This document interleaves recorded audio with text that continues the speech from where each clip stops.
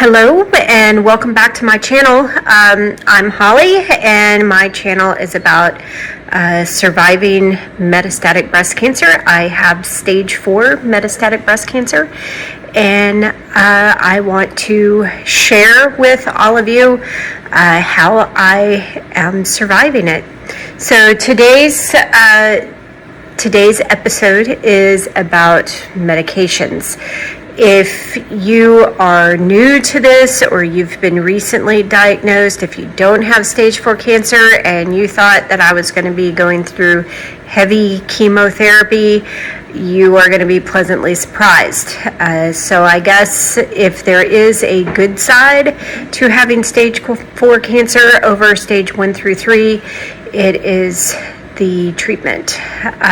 So I bought some of the treatment with me. I'm going to show it to you. I'm going to let you know everything, the good, the bad, and the ugly of what I'm doing. So the primary treatment is called Ibrance, and it is a targeted treatment. It's not traditional chemotherapy. It is designed to target the cancer, specifically the specific type of cancer I have. So Ibrance is used for people who have estrogen positive, HER2 negative breast cancer who are postmenopausal. Now, I was not postmenopausal when I was diagnosed, but I had a hysterectomy. So now I am postmenopausal. There are similar drugs that are for people who are premenopausal. And I am aware that there are people who take those drugs that have had hysterectomies. But my understanding is that a lot of them are, in their 20s and their 30s. They're very young. So I don't know if that makes a difference, even though they've had a hysterectomy. But that's the difference between Ibrance and some of the other similar drugs that are out there. Is Ibrance is for estrogen positive, HER2 negative, postmenopausal breast cancer. Okay, so very specific. And it comes in a little box like this to keep it in. And then here is the Ibrance. So I get this every month, and I get 3 of these. So this is 1 week of Ibrance. And I would get 3 weeks of it because I take it for 21 days and then I stop taking it for 1 week and then I start taking it again. So I just finished the week of not taking it. So this would be my first day of taking it again. A little bit about the Ibrance. I really have had no significant side effects from the Ibrance, which is really great. And this is 125 milligrams, which is the highest dose you can take, which is what is recommended. And my understanding is that there are people who have really severe side effects. And if their side effects are too bad, they change their 125 milligrams to something less. And anytime you have to reduce it to something less, you are reducing the chances that you will have maximum benefit of it. So there are a couple of different benefits of Ibrance or concerns, I guess, all in the same. One is that the one that everybody hopes, right, is simply that it will prevent your cancer from growing. So that's kind of the number one goal.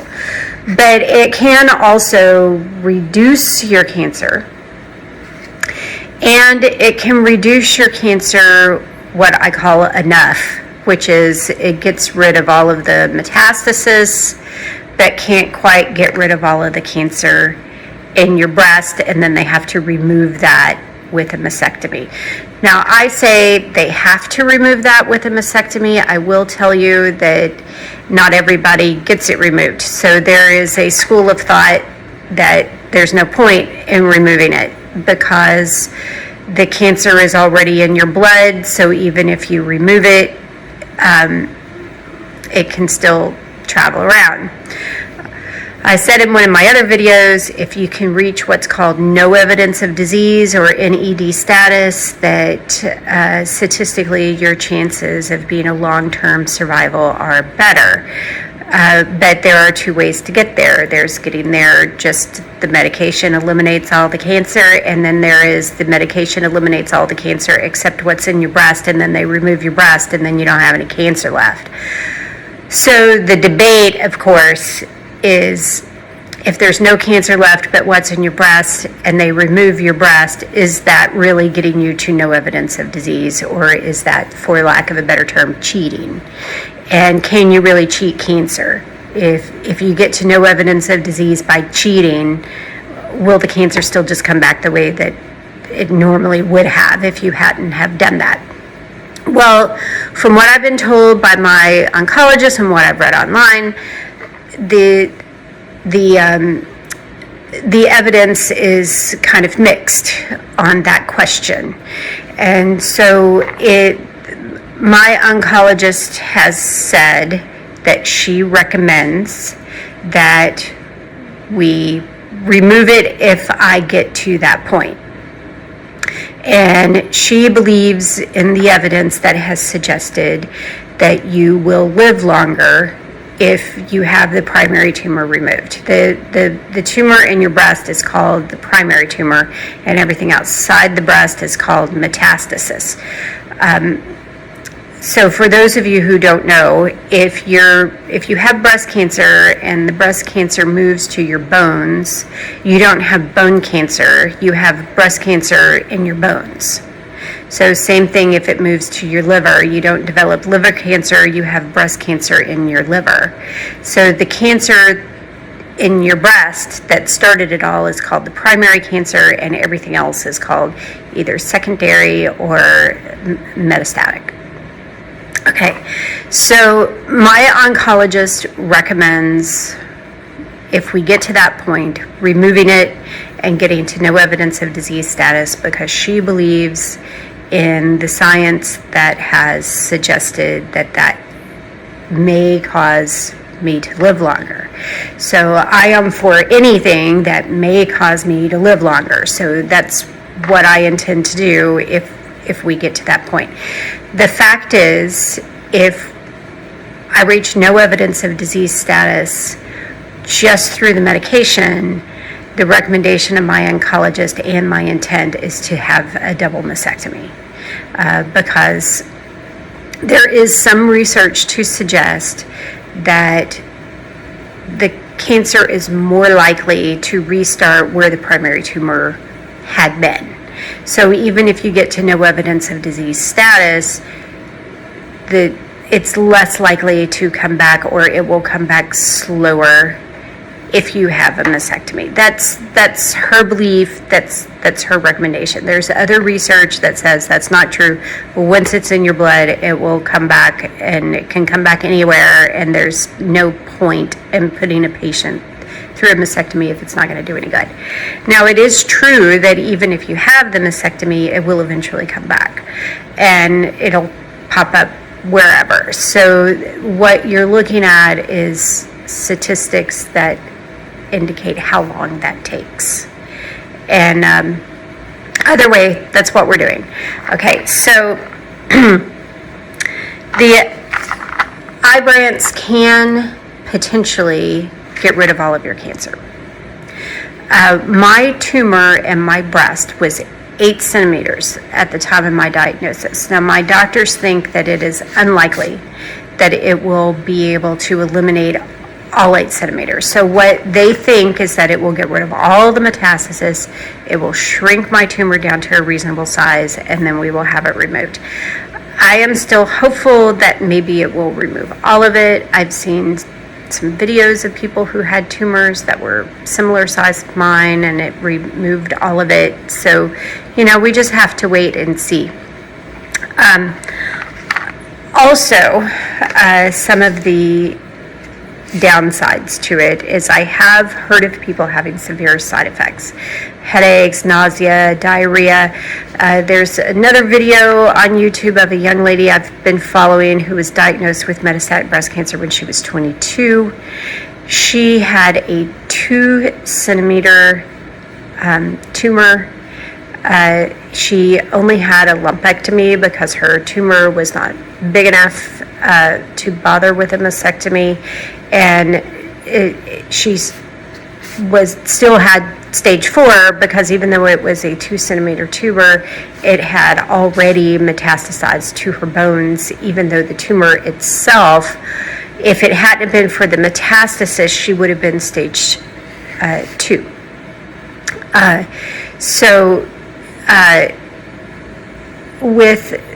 She may have even been stage 1. I don't remember if it was in her lymph nodes or not. But anyway, even though she would have been stage 1 or 2, due to the size of her tumor, because it had metastasized to her bone, she was stage 4. Now, with her, they did a mastectomy, and they did radiation. And they did radiation on the area where her tumor was, and they did radiation on the area where it was in her bones. She took the Ibrance and had such severe side effects that after 2 years she decided to quit taking it and just take her chances and see if the cancer comes back. So she's at no evidence of disease. And what I've been told is that there is some research that people in her unique situation, where she's 22 years old, she had a very small tumor, she only had 1 metastasis that they were able to isolate and treat with radiation, that there is some evidence to suggest that she may be cured and it may never come back. So she decided to take her chances, and she quit taking the Ibrance. Actually, I don't think she was on Ibrance. I think she was on the kind for premenopausal people, but it's the same basic drug. I have not had any of those side effects, and I'm very pleased about it. I've read comments of people online that said they took it for 6 months, and they had a lot of side effects or it quit working. Another thing about Ibrance is it works longer and apparently better if you have never had any other kind of treatment. So again, if there was ever a benefit to being stage 4 de novo or stage 4 at first diagnosis, is I have not had any other kind of treatment. So if I had been an earlier stage years ago and had a mastectomy and gone through chemo and gone through radiation, and then the cancer came back and I'm stage 4, the rumor is this would not be as effective. Not that it wouldn't work, but that the chances are that it wouldn't be as effective. So I am fortunate in a way that I'm stage 4 at first diagnosis because I've never had any other kind of treatment. So I am in a good place to start Ibrance.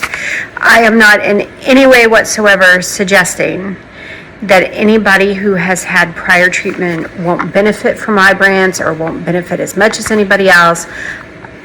I'm just saying that based on what I've been told, I am in a good position to start taking this drug and get as much benefit out of it as it can give me. So that's all I can ask. Okay, I'm going to open it up and show it to you, and then we'll go on to another treatment. So this is what it looks like on the inside. It has a pill in the pocket for every day of the week. So the instructions are really strict. You can't take the pill out of the pocket until you're about to take it. I don't know what happens to it because they told me not to do it, and I'm not doing it. But apparently some people like to take them out of the pockets and put them in like a pill organizer with the rest of their drugs, and you're not allowed to do that. keep it in the pocket until you take it out. They say if it breaks when you take it out, don't take it. I don't know why. I don't know what it does if it's broken and you swallow both pieces, but they say don't do that. I haven't had that problem yet. I'm real careful. It's what it looks like on the back. It has little perforated tabs so you can get them out. They can be a little hard to get out, but it's this or chemo. I'm not complaining. So today is Tuesday. Right here. I will start right here. Also, I got a little booklet with this on do's and don'ts of Ibrance. It was the size of a small paperback. And then they also have these right here.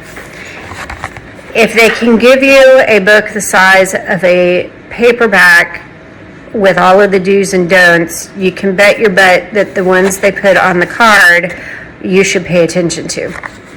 So one of the things on this card are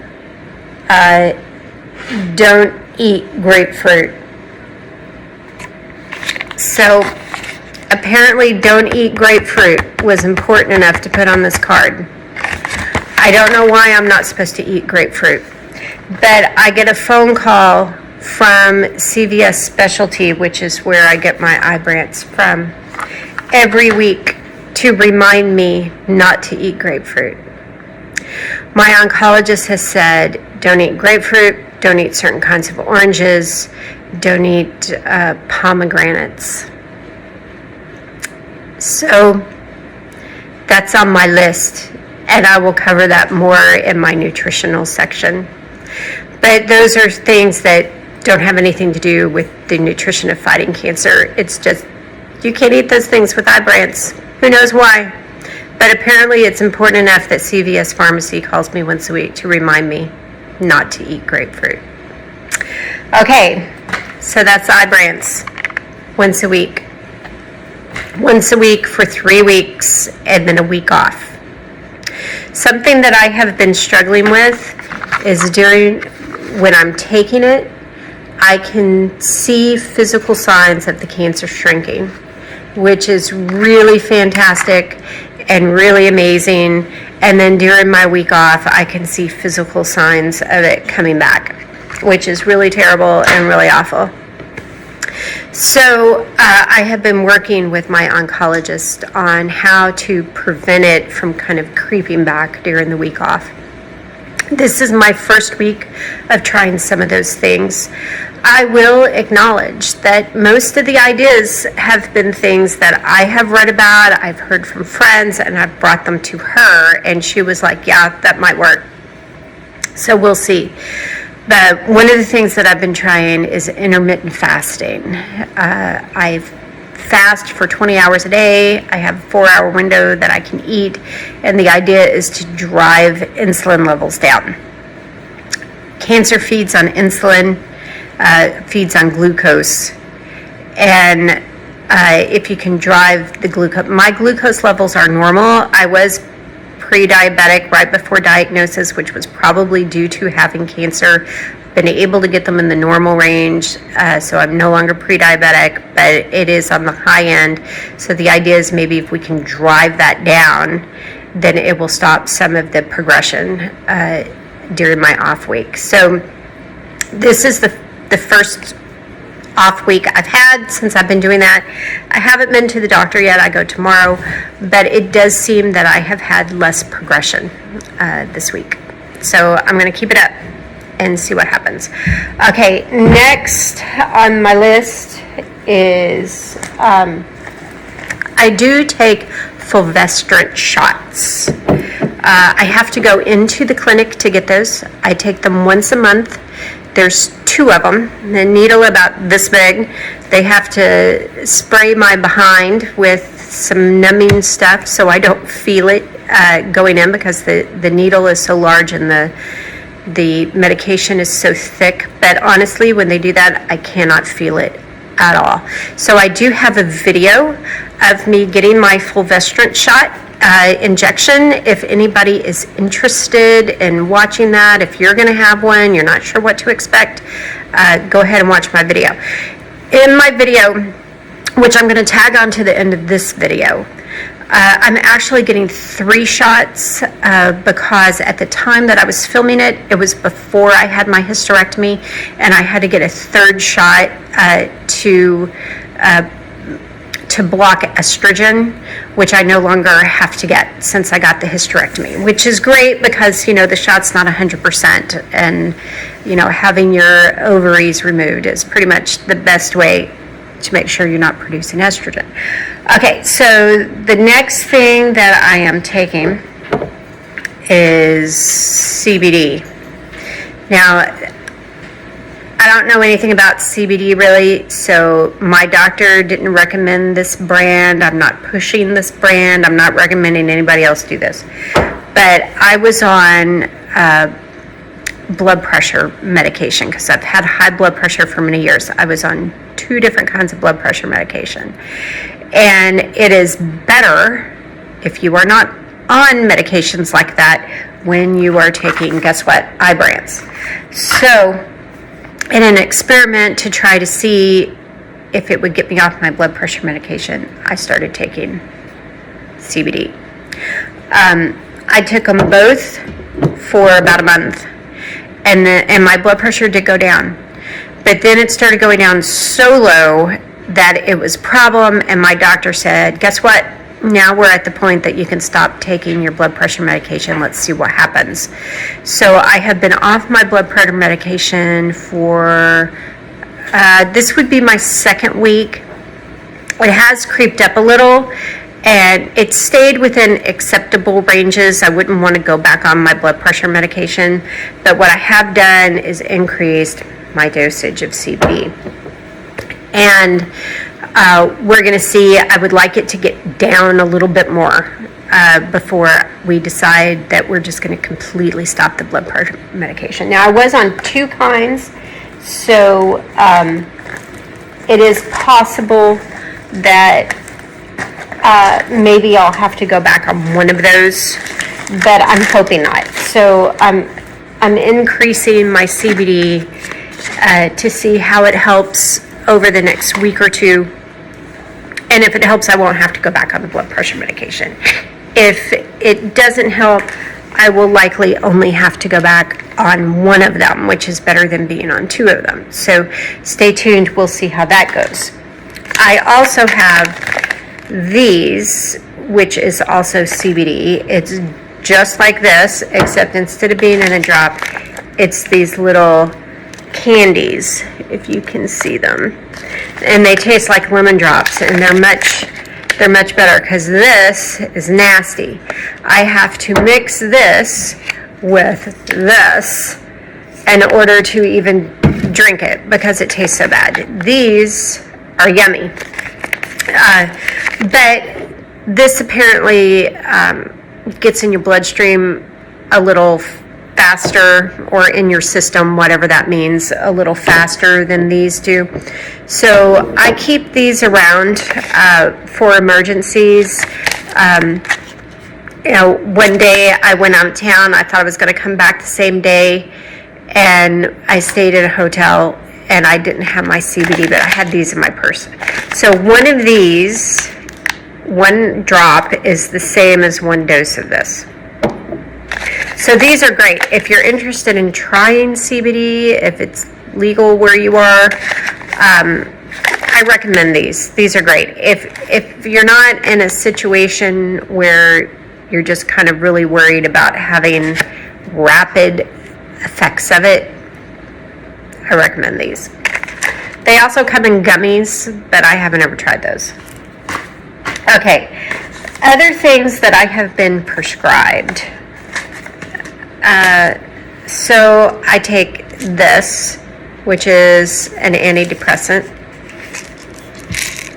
There, if you can see it, just this little bitty pill, once a day.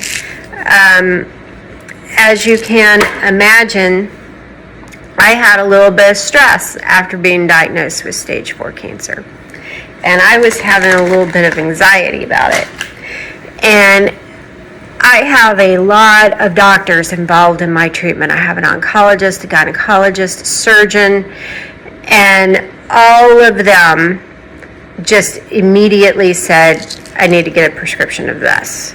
And as I understand, this is like standard fare for people with stage 4 cancer, because it kind of allows you to focus on your treatment, on getting better, on making the best out of the time that you have, and you have less focus on what might ultimately be the most likely end result of all of this, which I don't like to think about, so I take my pill every day. I also have this, which is a Xanax. I told you guys I was going to share the dirty with you too. So Xanax, I don't hardly ever take it. So I get a 2-month supply. Well, I say 2 months. I get 60 pills, and they last me as long as they last me. But I rarely ever take them, so they last me a really long time. But these are just because every once in a while throughout this kind of journey, you get some not so great news. Or something's happening in your life that is not so great, and it can cause extreme anxiety, and that is not good for you, your mental health, or your treatment, because this is the kind of treatment where you have to stay focused, you have to stay positive, you need to really be focused on, you have to live in the moment, and you can't let the enormity of what's happening overwhelm you, and sometimes it can. So that's what that is. Don't judge me. It was recommended by my doctor, I swear. Okay. I also have been prescribed this drug. And I think it's all backwards on my video, so you might not be able to see it. Cetron is what it's called. And it comes in these little pills, packets. These are for nausea, because the eye brands can make you sick. I am happy to say that I've only ever taken one of these. And that was my first day that I took eye brands. And when I first took it, I was feeling just a little weirdness in my stomach, and I was afraid I was going to get really sick, and I took one. I've never had to take another one. I keep them in case I need them, but I've never had to take one. Okay, the next thing is this. So this is Hall's Defense Vitamin C. They're vitamin C drops. So they look a lot like these on the inside. But it's just vitamin C. That's all it is. They're like little cough drops, but it's vitamin C. You will see here, sugar-free, because I'm not allowed to have any sugar, because the sugar increases your glucose, and the cancer feeds on glucose and estrogen. So, no sugar.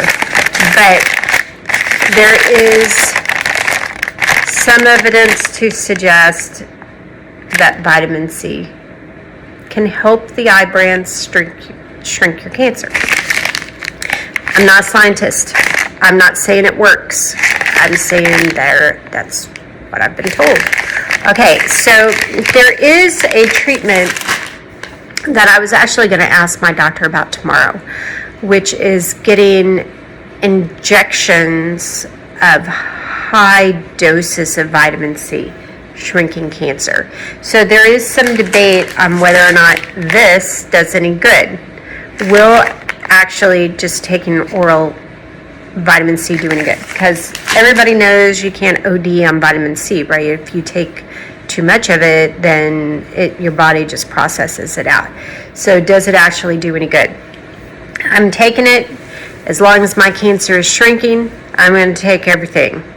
But I did want to ask about the high dose injections, because I read online that there are some people who have benefited from that, and I don't know what the downside is of trying it. So I will find out what the downside is. It's obviously something my doctor has not prescribed. I don't know if when I bring it up, she might go, oh yeah, let's try that, but she probably won't. And if she doesn't, I will get an explanation as to why. Okay, the kind of last thing that I'm taking is just a multivitamin, just because all of this they're just little gummies, just because all of this can, take its toll on your body. So the multivitamin is in no way whatsoever supposed to shrink my cancer or help the eye brands. It just, helps keep your body strong as you're going through treatment. One of the side effects of Ibrance that there really isn't a whole lot that I can do anything about is white blood cell count. It can drop your white blood cell count, which obviously makes me susceptible to catching, other illnesses. I have to be worried about the flu. I have to be worried about COVID. I'm going on a cruise next week, which my gynecologist is a little concerned about. She told me to wear an N95 with a cloth mask over it anytime I'm out of my room. So I am going to video on my cruise. If you would like to see how do you survive a cruise, or let me put that another way. What is it like to be on a cruise in the middle of a global pandemic with stage 4 breast cancer? If you would like to hear about that, then chime into my next video, because I'm going to be videoing from my cruise and just kind of showing what it's all about. So that's it. That's all of my medication. Oh, there is one more thing. Every 3 months, I have to get an infusion of another drug, and I don't remember the name of it. I've only had it once, and it's to keep my bones solid, because the fulvestrant, I think it is, can brittle your bones. And not only can you have breaks from having brittle bones, but having all of that room inside your bones can, since I have cancer in my bones, creating room for it to grow. So I take those infusions once every 3 months. And they told me that I can't go to the dentist for 6 months after getting an infusion, and I have the infusion every 3 months. So obviously I can't go the rest of my life without going to the dentist. So that is another question that I have for my oncologist tomorrow. And I will see what she says, and we'll report back. Okay, that is all of my medications. I hope that was informative and educational and helpful for you. I will have another video in the future on kind of what happens when Ibrance stops working, which is inevitable that it will. I have a backup medication, and we have some new drugs that are coming down. So I will have a whole nother video on that. If you want to see what it's like to get those fulvestrant injections, then just keep watching, because I'm going to tag that on to the end of this video. So again, please, if you have any questions, if you want to leave comments, leave some comments. And let me know if you have questions about any of these medications, about my treatment, if you just want to let me know that you're there. Also, I make this plea in multiple videos. I am looking for someone who is years down the road in this treatment. I've been doing it for 4 months, and I would like to hear from somebody that's maybe 6, 7, 8 years down the road, so that I can reach out and be educated by them. So if that is you, please leave me a comment and reach out to me, and I would love to talk to you. So if you like these videos, please subscribe. I plan to do them throughout my treatment and just let you guys know how it's going, how it's progressing. I'm going to have exercise videos and cooking videos. There is a long nutritional guideline for this treatment, which, although it's breast cancer nutritional guidelines, I personally think it would be great for anybody who just wants to be healthy and lose weight and have low cholesterol and lower their A1C. So stay tuned for that. Please subscribe, please like, please comment, please share. Thank you.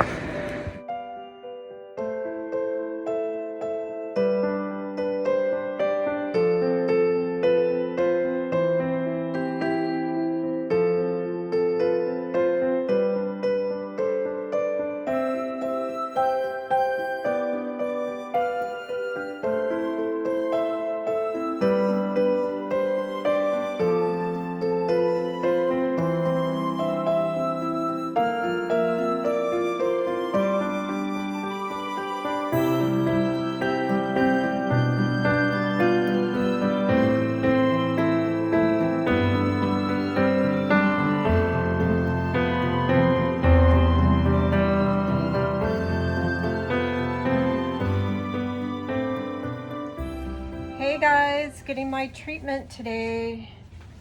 3 shots. Only takes a couple minutes.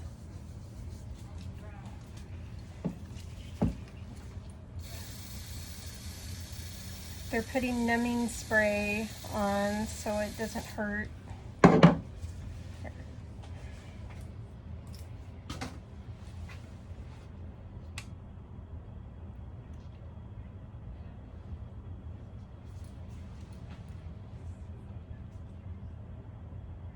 It takes a while.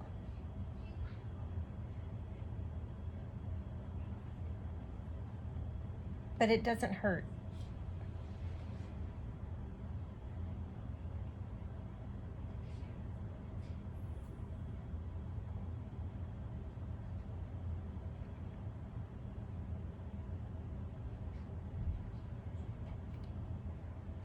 Shot 1 almost done.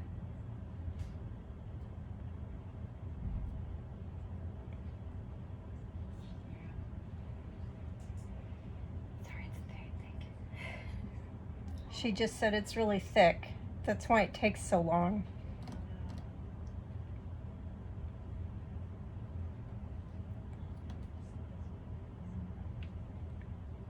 You doing okay? I'm fine, thank you.